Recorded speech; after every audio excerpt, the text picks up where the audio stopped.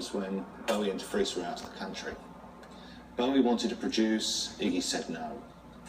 So, yeah, everybody was out of the country. They'd gone over for the American tour in September '72. That's when the Stooges went into the studio without a producer and created something which, from all accounts, was not releasable. Now we think, you know, a Raw Power seminal album.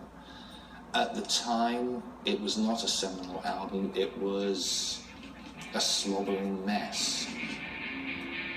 With an album recorded they couldn't release, Iggy headed back to America in October and met up with Bowie on tour. After much discussion, it was decided against Iggy's will that Bowie would attempt to remix their new album.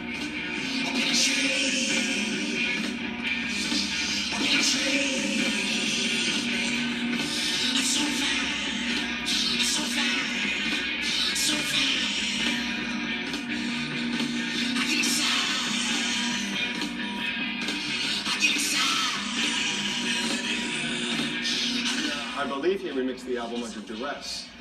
He was not in the studio, he was not around during the recording. I think the Stooges have said, and I think Iggy has said, they were glad that they had it all to themselves.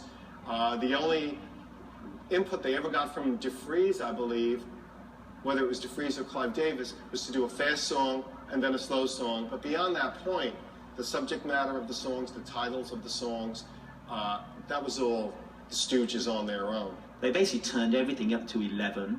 They created this masterful album, Raw Power. At the same time, it was a disaster because James and Iggy weren't really interested in the rhythm section, the Ashton brothers, any longer. They were the old Stooges. So those two guys were more or less relegated to the kind of outer recesses of the multi-track. So that's why when you listen to the album, you can't even hear any bass guitar. There's just guitar layered on top of another as James Williamson went for this ultimate splattered guitar sound. And when Bowie finally walked into it, and the stories are legendary of his reaction, that the quote, there was nothing to mix, it was all recorded on 3 tracks and what have you.